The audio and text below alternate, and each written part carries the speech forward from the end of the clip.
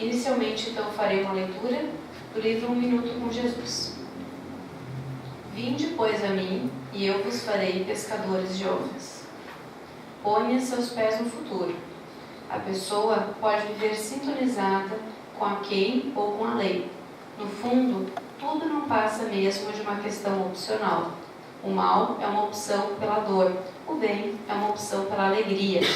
Quem caminha pelas sendas do trabalho meritório consegue superar as próprias limitações. Não deixe de apreciar as montanhas. Elas são símbolos de firmeza e altivez. Caminhe sempre. Ponha seus pés no futuro. Um pouco mais asserenados, quem quiser pode fechar seus olhos para a nossa realização da oração inicial. Senhor, viemos pedir-te a paz, a sabedoria e a bondade. Queremos olhar o mundo com os olhos cheios de amor. Queremos enxergar teus filhos como tu mesmo os enxerga, como crianças grandes que necessitam de compreensão, amor e principalmente teu. Senhor, fecha nossos olhos a toda maldade, guarda nossa língua de toda calúnia. Que nossas palavras sejam apenas de bênçãos, que sejamos tão bondosos e alegres, que todos os que se aproximarem de nós sintam a tua presença. Reveste-nos da tua beleza interior, Senhor, e que no decorrer de nossos dias, mesmo nos momentos de maior dor, possamos lembrar de seguir teus exemplos de renúncia e humildade. Por fim, pedimos ainda que nossos amigos espirituais aqui presentes magnetizem as águas dos frascos e inspirem nosso irmão Paulinho em sua palestra dessa noite. Que assim seja.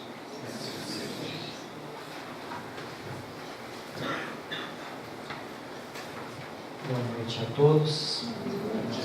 Que a paz de Jesus nos possa envolver e, com certeza, nos envolve a cada instante de nossa vida, nossas propostas. Na noite de hoje nós vamos trabalhar no capítulo 22 do Evangelho segundo o Espiritismo e também algumas questões do Livro dos Espíritos e, em cima desta obra, Nosso Lar, do Espírito André Luiz, psicografia do Franciscano Xavier, e que nos traz dentro da temática, nos traz alguns exemplos bem nítidos e bem profundos com relação à temática, que está no capítulo 22, não separeis o que Deus juntou.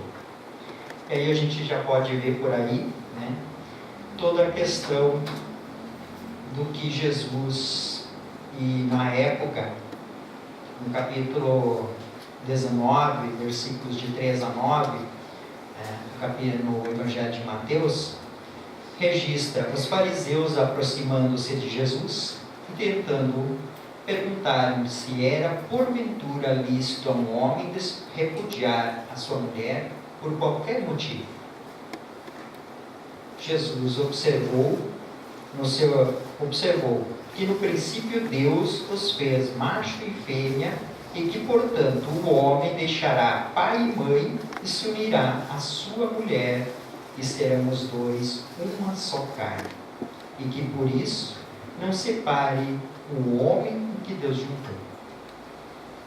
Isso é profundo e, como os fariseus queriam, na verdade, incutir uma culpa, a gente pode ver que eles vinham para imputar, colocar uma situação constrangedora a Jesus. E Jesus dá essa resposta. E ela segue ainda. Os fariseus então voltaram a perguntar: por que mandou Moisés dar ao homem, a sua mulher, carta de desquite e repudiá-la? Eles continuam se insistindo no assunto, Jesus explicou que Moisés agiu desta maneira pela dureza dos corações. Mas no princípio não foi assim. Que princípio é esse? E aí a gente vai ver que, vamos dizer assim, quando Deus, né, nos propõe a nós tomarmos o caminho, Ele vamos dizer assim, não concedeu essa questão, né? Então compreendemos que além da união dos sexos, que é o que todo casal vem nesse sentido, deve haver a união de almas. E aí sim é o princípio. É o princípio. Antes de se materializar aqui fisicamente, antes de nós virmos para cá, nós já nos unimos em alma para os propósitos. Todos nós, conscientes, fizemos esse propósito. E aí, a afinidade espiritual, o cumprimento da lei do amor, quando os dois farão uma só carne. Aí então justifica essa recomendação de Jesus: não separeis o que Deus juntou. Porque o princípio do amor está ali. E aqueles seres afins se focaram e projetaram toda uma existência para que pudessem crescer e se desenvolver. E a gente vai ver que nesse patamar, tanto o homem quanto a mulher são dois esteios, são dois pilares, que sobre ele se constrói a família. Inicia nesses dois pilares, mas em cima dele há toda uma sustentação, uma viga de sustentação, que é a família. Então, se há dentro da relação homem-mulher houver uma aproximação muito justa, muito próxima, onde não há um equilíbrio de vamos dizer assim, uma possibilidade dos seres viverem cada um a sua personalidade e as suas experiências, né? Em cima dessa construção muito próxima vai ter uma dificuldade muito grande de desequilíbrio da família. Então, por isso que há uma distância natural, necessária num casamento, numa relação, para que lá haja a sustentação de tudo aquilo que vem depois, filhos, desenvolvimento todo da questão familiar, familiares, outros que estão na volta. Então, tudo isso faz parte. Mas a gente salienta assim, essa união aconteceu antes da vida física. E aí a gente veio para cá, porque todos nós somos filhos de Deus. E como filhos de Deus nós temos muitas experiências físicas, através da reencarnação. E através dela nós viemos com o propósito de nos unirmos com determinada pessoa. E chega aqueles momentos do apaixonamento e tal, e a gente tem certeza que é aquela pessoa. E aí, às vezes, na questão 940 do Livro dos Espíritos, né? Mas como fazer se a harmonia que deveria reinar não acontece entre um casal? E aí ele questiona nessa questão 940 a falta de simpatia entre os seres destinados a viver juntos. Não é igualmente uma fonte de sofrimento, tanto mais amarga quanto envenena toda uma existência?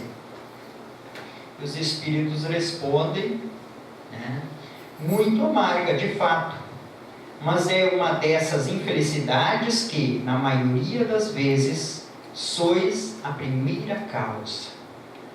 Em primeiro lugar, as vossas leis são erradas, pois acreditais que Deus vos obriga a viver com aquele que vos desagrada. Depois, que nessas uniões procurais quase sempre mais a satisfação do orgulho e da vossa ambição do que a felicidade de uma afeição mútua, e sofreis então as consequências dos vossos preconceitos. Muitas vezes os casamentos não são feitos por interesses. que é isso? Isso é o egoísmo, o orgulho da pessoa. Não está em jogo o interesse de afinidade quando se busca um casamento. Né? E aí, sobre isso, é o que os Espíritos respondem: vai desmoronar. Né? Por quê? Porque nós temos os nossos interesses voltados todos para questões puramente materiais. Enquanto que a essência, o amor, a união, o fortalecimento, a simpatia, a fraternidade, esses valores que são os que nos importam, esses valores que fazem com que nós, com cada um de nós, se retifica, com que vença as suas etapas da vida, passe pelas dificuldades, como diz o padre, o pastor, né? Nos momentos difíceis, nos momentos bons, independente, vai ser dessa forma, porque é nesse processo consciente que nós somos daquilo que nós vamos assumir, nós não vamos perder para onde a gente quer ir. E aí a gente vai seguir e vai vencer essa etapa. E não vai estar voltado, né, à questão de nossos preconceitos e desvios. É aí que vem o divórcio, diante daquelas circunstâncias. Né? Uma lei humana que tem um projeto, tem um objetivo: separar legalmente o que já estava separado de fato. Interesses. Quando se precisa ir para um determinado lugar, quando se tem um projeto família, um projeto casal, o casal precisa olhar e direcionar-se para o mesmo objetivo. Não pode, num barco, ter duas direções e querer atingir os dois objetivos ao mesmo tempo. Não tem como. Precisa ter um objetivo. E isso se faz através desses projetos.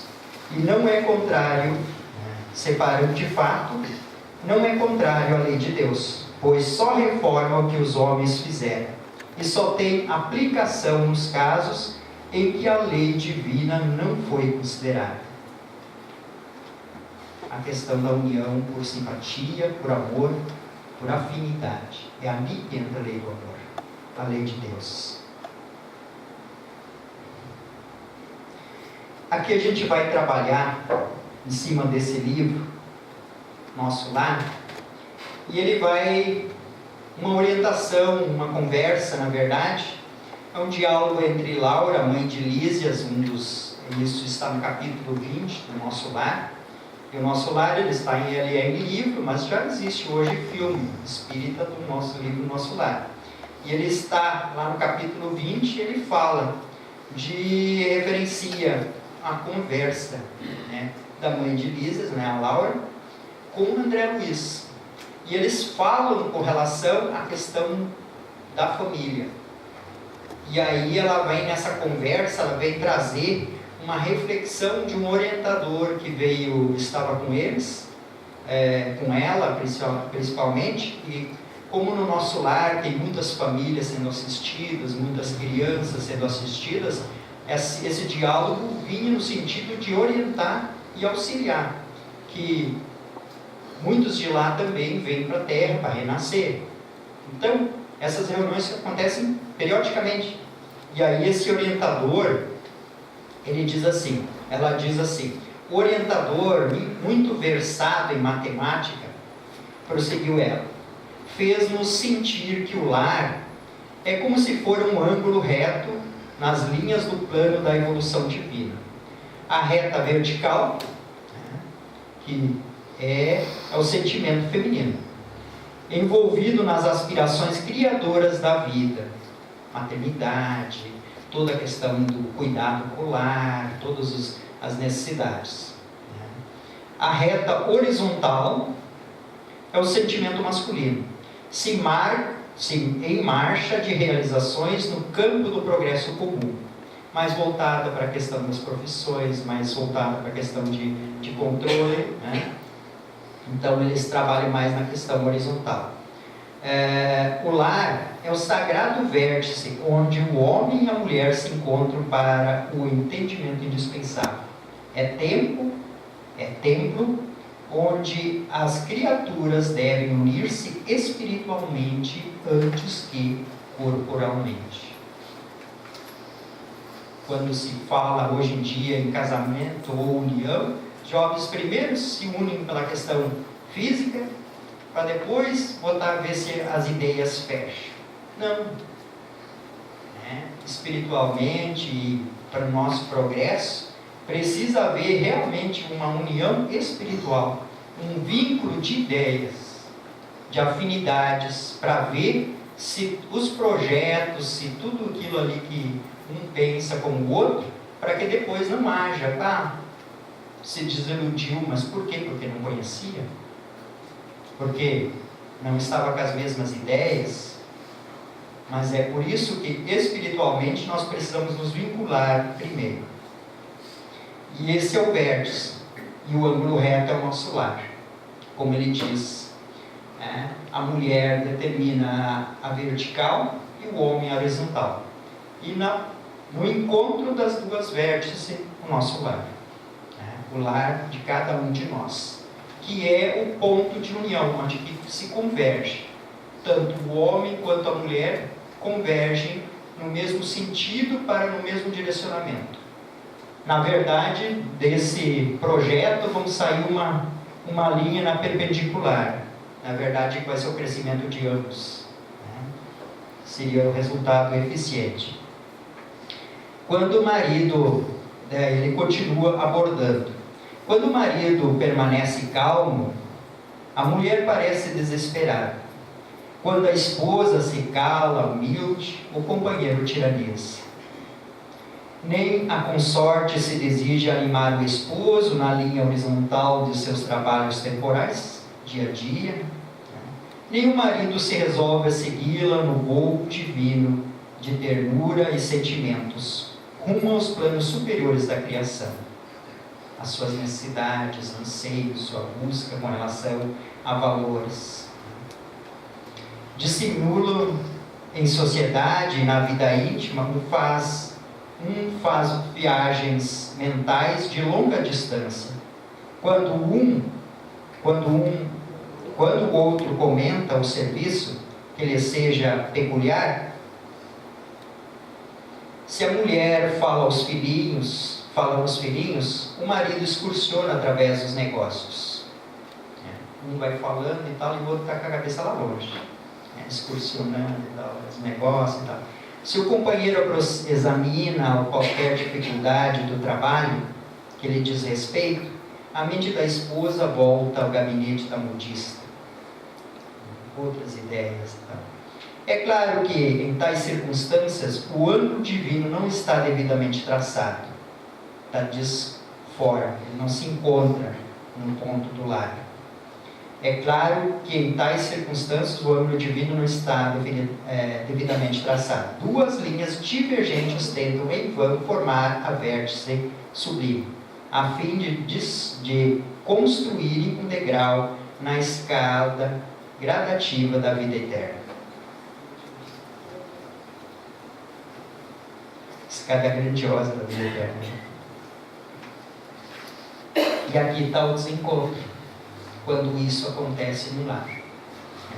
Não há o ponto de encontro deles. Por quê? Porque eles estão desfocados. Não têm o mesmo direcionamento. E isso é necessário que se tenha.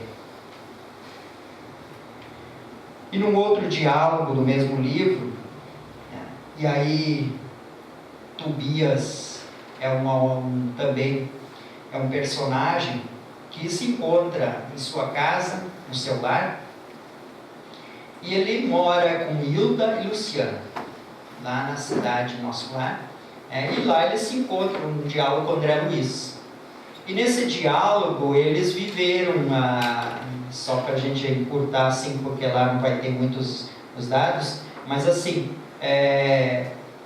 na relação Tobias viveu com Hilda, um casamento de amor, de envolvimento, de muito carinho, afeto, de muito amor, num relacionamento. Foi o primeiro relacionamento dele na Terra, e ele viveu ali até o nascimento do segundo filho, que trouxe a desencarnação de Hilda. E nesse propósito, ele muito perturbado com tudo aquilo, vivenciando aquelas experiências ali, de assumir toda a questão da paternidade, maternidade com relação àquele bebê e tudo, ele permaneceu ali 1 ano, né? E tinha na volta dele algumas pessoas, mas que não eram aquelas pessoas que conseguiam cumprir, não gostavam de crianças e tal, que pudessem auxiliá-lo, né? E aí, 1 ano depois, ele conseguiu uma pessoa para auxiliar ele e trouxe ele numa segundo casamento, que é então Luciana. E lá eles vivenciam uma experiência em nosso lar. E a história é mais ou menos essa, e ela é abordada em tópicos aqui, né? Pois não será um motivo de júbilo, né, aduziu Tobias, bem-humorado, vencer o monstro do ciúme inferior. Aqui ele está falando com relação à vivência deles, né? E hoje conscientes estavam no nosso lar, já vencendo essa etapa do que era a experiência de um casamento e depois o outro. Então ele diz assim, conquistando pelo menos alguma expressão de fraternidade real. De fato, objetei, né, André Luiz, o problema interessa profundamente a todos nós. Há milhões de pessoas nos círculos do planeta em estado de segundas núpcias. Como resolver tão alta questão afetiva, considerando a espiritualidade eterna? Sabemos que a morte do corpo apenas transforma sem destruir. Transforma o corpo, mas não destrói a existência, a essência que nós somos, que é a alma. Muito simplesmente, reconhecemos que entre o irracional e o homem há enorme série gradativa de posições. Assim também, entre nós, outros, o caminho até o anjo representa imensa distância a percorrer. Ora, como podemos aspirar à companhia de seres angélicos, se ainda não somos nem mesmo fraternos uns com os outros? A abordagem que ele estava fazendo, assim, que falta muito de nossos sentimentos, às vezes, né, de sermos fraternos com na nossa volta. E a gente sempre aspira, porque a gente tem, vamos dizer assim, a proteção, o amparo e tal.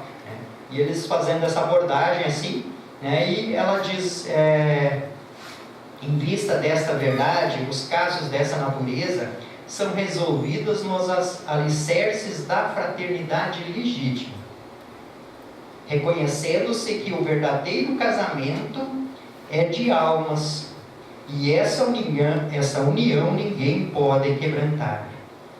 Então, não é de corpos, e sim de almas, de sentimentos, de seres que estão vinculados. E aí, Luciana diz assim, que dizes, filha? Não, a questão da Hilda. Que dizes, filha? Perguntou a senhora Tobias, né, Hilda, acariciando-lhe a destra. Luciana sorriu e ajuntou, mas graças a Jesus e a ela, aprendi que há casamentos de amor, né, que é o casamento de Tobias com Hilda, né, há casamentos de fraternidade, que era o caso do casamento segundo, que era o de Luciana com Tobias, né, de provação, de dever, né, e no dia em que Hilda me beijou, perdoando-me, senti que meu coração se libertara desse monstro que é o ciúme inferior. O matrimônio espiritual realiza-se alma com alma, representando os demais simples conciliações indispensáveis à solução de necessidades ou processos retificadores, embora todos sejam sagrados. Então, nos relacionamentos, quantas desses relacionamentos não são de provação?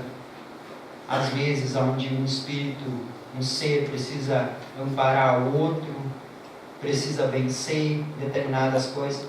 O que muito temos sobre a Terra são provações em casamentos. No caso de nesse caso aqui, representando essas três personalidades, realmente ali há vamos dizer assim, um segmento nessa questão do relacionamento deles, e o livro nos conta que Hilda e Tobias são um ser que estão vinculados ao matrimônio espiritual, e eles seguem isso.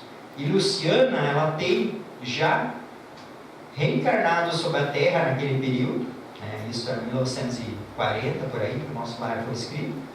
Ele já tinha reencarnado sobre a Terra um espírito que era o seu noivo espiritual.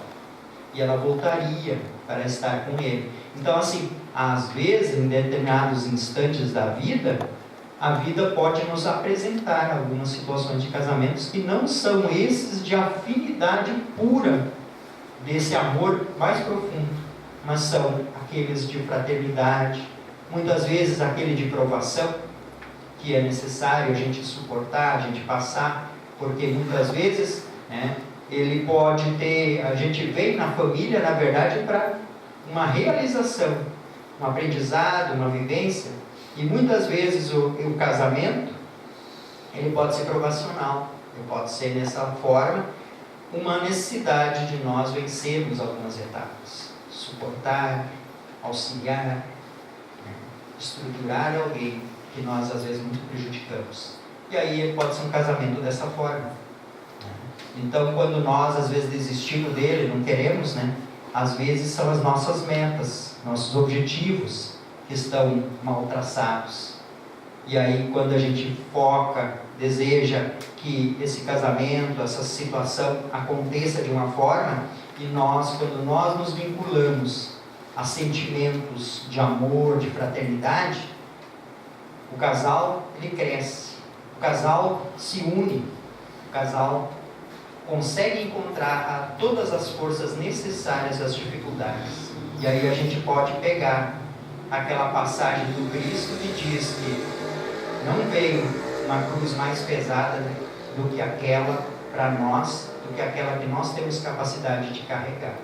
Muitas vezes é que nós desejamos outras coisas na nossa vida, mas quando o casamento vem de uma certa forma provacional, é algo que vai nos engrandecer, é algo que vai nos auxiliar, quem sabe o nosso afeto essencial, espiritual, não seja esse que está conosco, mas as nossas oportunidades sempre são de construção, e todo aquele ser que está junto conosco é um ser que tem a nossa maior necessidade de nós aprendermos com ele.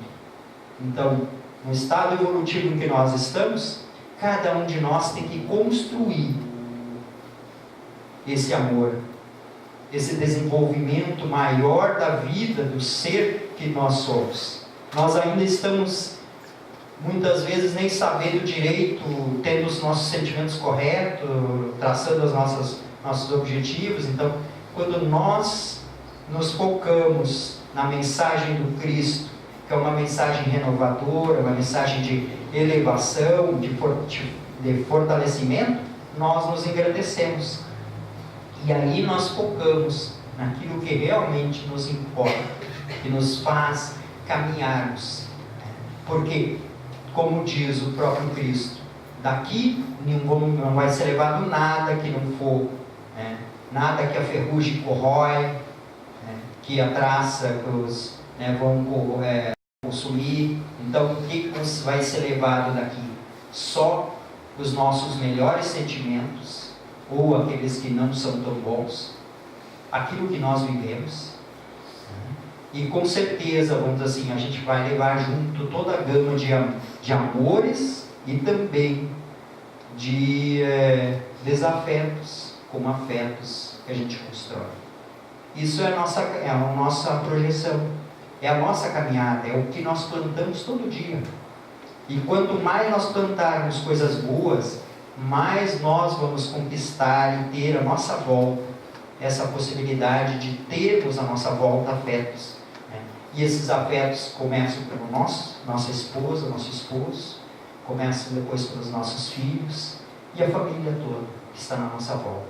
E depois tantos outros, às vezes, afetos que estão na nossa volta e que são muitas vezes espíritos muito mais afinizados do que a questão consanguínea, que é passageira, que é momentânea.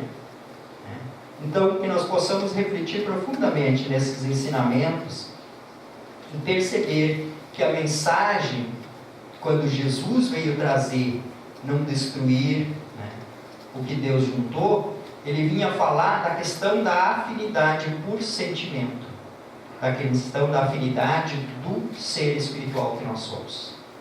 E nisso nós precisamos, com esse objetivo, nós precisamos nos focar e direcionar.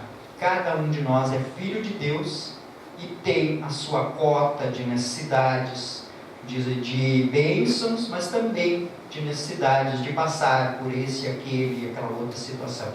Porque nós só crescemos se nós tivéssemos todos os dias de nossa vida maravilhosos, onde nós estaríamos buscando o Cristo, a mensagem, a renovação.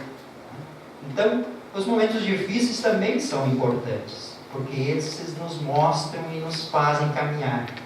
E desta forma, o Cristo diz que veio para todos aqueles que sofrem, aqueles que precisam de médicos, e não para os sãos. Por quê? Porque Ele sabe que todas as nossas almas são sedentas de amor, sedentas de compreensão, de entendimento, de vida. E Jesus é vida, é a vida em abundância, assim como Deus, nosso Pai. Obrigado. Queridos irmãos, queridas irmãs, a partir deste instante, nos preparamos para receber as melhores energias que vêm do alto, que vêm de Deus, nosso Pai, que vêm de Jesus, o Mestre amado.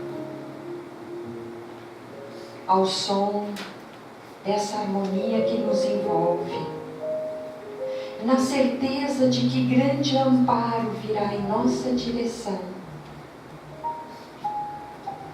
vamos receber toda a energia que precisamos em forma de gotas suavemente coloridas, muito iluminadas, descendo do alto em direção a todos nós, trazendo-nos o fortalecimento, trazendo o equilíbrio de que precisamos, a esperança de dias melhores e paz no coração.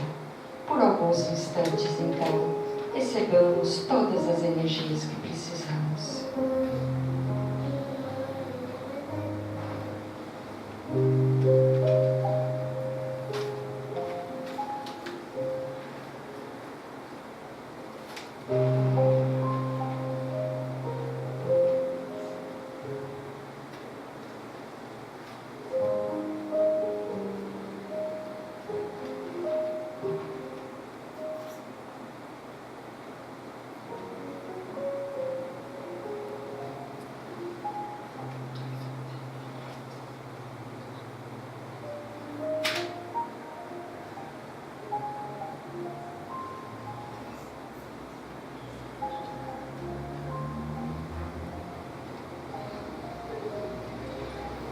Senhor,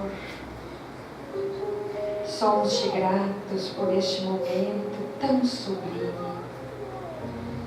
Te agradecemos amplamente por termos podido estar nesta casa recebendo tanta luz. Que possamos manter estas vibrações excelentes em nosso ser durante a semana toda, até o próximo encontro. Pela boa conduta, pela prece diária, pela doação do nosso amor a todos aqueles com quem convivemos. Que Deus nos acompanhe para onde formos ao sairmos daqui e que possamos levar estas energias onde estivermos. Muito obrigado, Senhor. Somos eternamente gratos pelo bem recebido neste momento. Um bom retorno a todos, uma boa noite e que assim